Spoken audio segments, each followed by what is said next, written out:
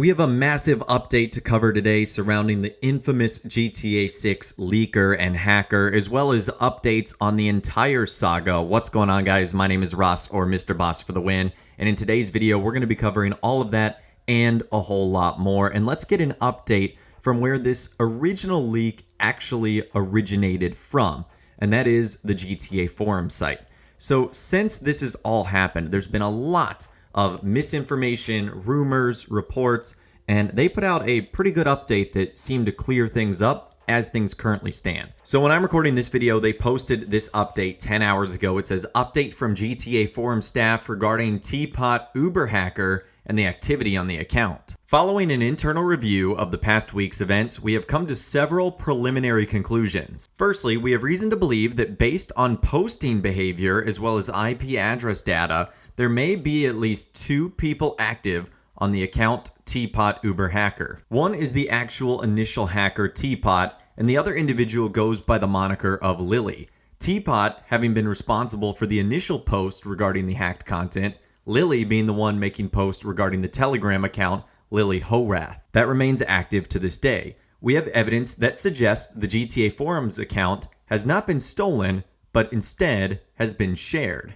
We have seen Telegram screenshots of messages posted by Lily showing delay tactics and false information about the GTA forum account, and without any activity on the account since Sunday, at this point we have no reason to believe Lily currently possesses any of the hacked materials they claim to hold. We strongly advise against clicking, sharing, or downloading anything Lily or anyone else posts in the Telegram group. This is a developing situation, and further inquiries may follow depending on the activity of all parties. We want to minimize the potential for misinformation and further abuse, and therefore are bringing the speculation to a close for now. So essentially, long story short, and we'll actually take a look at some of those screenshots in a bit, Teapot and Lily worked together and both accessed the account made on GTA forums. Teapot made the initial post regarding the hacked materials, and Lily made the post regarding a new Telegram account. The account has not been accessed since Sunday evening, and lastly, there's no reason to believe that Lily is in possession of any of the hacked materials in this moment of time, because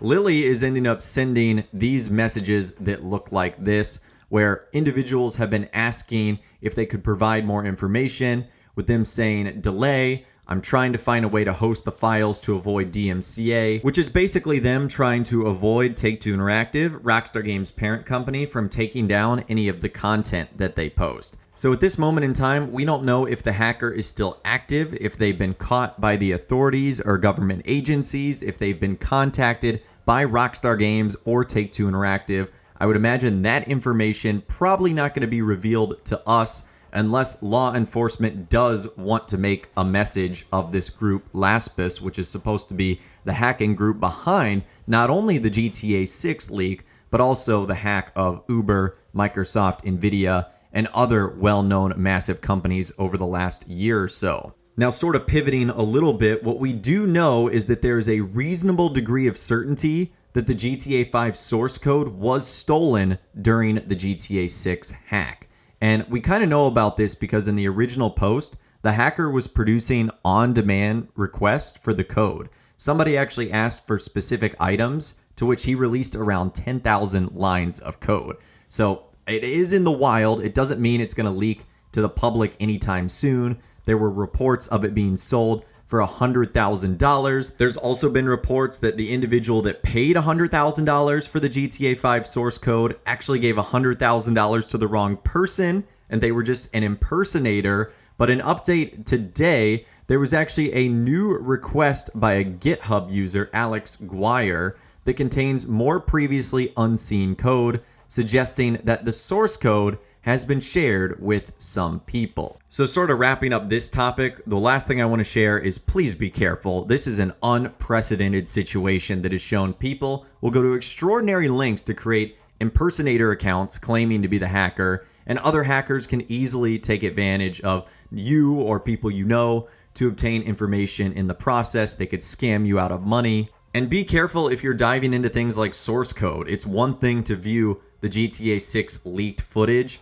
but to actually have the source code of the game, that could get you in some serious trouble. But anyways, let's move on. One common question I've been getting from this is how exactly did this happen? How did this hacker get their hands on all this GTA 6 footage? And I think there's a complicated answer, and I think there's a more simple answer. And Jason Schreier, who was one of the guys who originally broke this story as it being real GTA 6 footage, actually ended up saying this. I think the running theory is that their Slack was compromised, and their Slack wouldn't have had so many work in progress files if not for remote work. Hence the concern from Rockstar folks. So in case you guys don't know what Slack is, it's essentially software that a lot of companies use that allow employees to communicate with each other, send files back and forth. It's basically a more professional Discord, I guess you could say, and that's how the hacker got in. And the big kicker here, this might actually be the pandemic's fault. So really, work from home was really not a thing before the pandemic. Rockstar folks would have actually been in the office, but since so many are working from home now since the start of the pandemic, a lot of files that would have been on their office computers are now being sent over Slack documents and files and whatnot, and are on their personal computers at home. So that's how it was able to be compromised. And I'm not saying that if this happened before the pandemic, this wouldn't have occurred. Even before that, Slack was huge amongst people that were out of the office, never mind working remote. So it definitely could have happened, but I think the reason there are so many files on there is because of that, and that's how it happened, and that's how the hacker was able to get their hands on the files. And again, if you read into what they say, if it is true, then it looks like there could be more on the way soon. Now, I'm also sure there's way more technical precision to what happened. I know the code itself wasn't on Slack. I'm sure they used Slack to gain further access into the system with information. I'm sure there was a lot of crazy hacking stuff that I do not understand. But another question that players and fans have been asking me is, when was the footage captured? And from what we've seen so far, what I've been able to view on the footage, it looks like all of it has either come from this year or 2021. So it's not like we're looking at footage from 2017, 2018 that at this point is already 5 or 6 years old. It could be less than a year old, months old, if not a few weeks or days old. So the footage is essentially brand new. It is the latest and greatest in what Rockstar has in the alpha version of GTA 6. So we're not looking at footage that is, half a decade old or something like that. It's for the most part brand new. Now let's pivot and move on to another topic. This is a video that came out earlier this year. It's actually one of the Rockstar Games founders explaining in an interview how they used to prevent leaks. And obviously this has become way more relevant now after Grand Theft Auto 6 leaked. So it's just interesting to watch this now after what happened a couple of days ago. Take a listen to this right here. Because you take great pride in having an FBI, CIA level of approach to your cybersecurity, both internally, and then we would just be listening and watching online. And we were very, very sensitive to even the discs going to the Sony manufacturing plant to get replicated. I would drive the submission disc to the airport. We'd hand courier them overnight, right, to California to get them, tested. And then we would be paying attention, and then we would be all over it immediately. Within 2 hours, someone's on their door. You fucking stole it, and game over. So the most interesting thing that he said to me, within 2 hours, someone's on your door, you effing stole it, and game over. So it really does make me think that the hacker behind this, he's done for right now, especially with these government agencies involved. I really don't think he's going to be doing a whole lot more going forward, and probably is some serious legal trouble, because this has huge ramifications, obviously all the way around.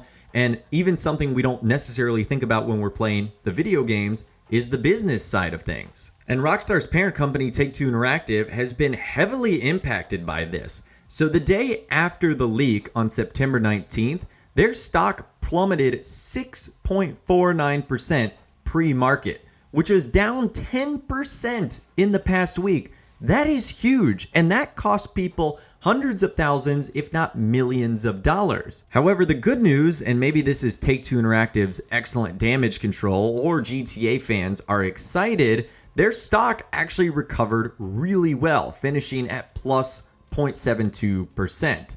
So at the end of the day, huge fluctuations. It seems like fans are excited or they trust Take-Two Interactive, but this is having incredible impacts on the money side of things, which at the end of the day is the whole reason why Rockstar is in business and why we have things like Grand Theft Auto, because they want to make money. Let's face it, that's what makes the world go round. So I know we dove into a lot today, but hopefully this gave you a pretty good update on the hacking situation, where we stand with the GTA 6 leaks, how it happened, and a whole lot more. I'd love to hear from you guys in those comments down below. Let me know what you think about everything we discussed in this video today, or you can reach out to me on my Facebook page where you can send messages, videos, photos, and a whole lot more. If you guys did go and enjoy this video though, a like rating would of course be awesome. And be sure to subscribe to my YouTube channel if you are new. You want to stay up to date on all the latest GTA and all the Rockstar Games videos that I'll be doing here on my channel. And be sure to ring that notification bell as well. Sometimes YouTube just doesn't work, and if you ring that bell, you'll always be guaranteed to be notified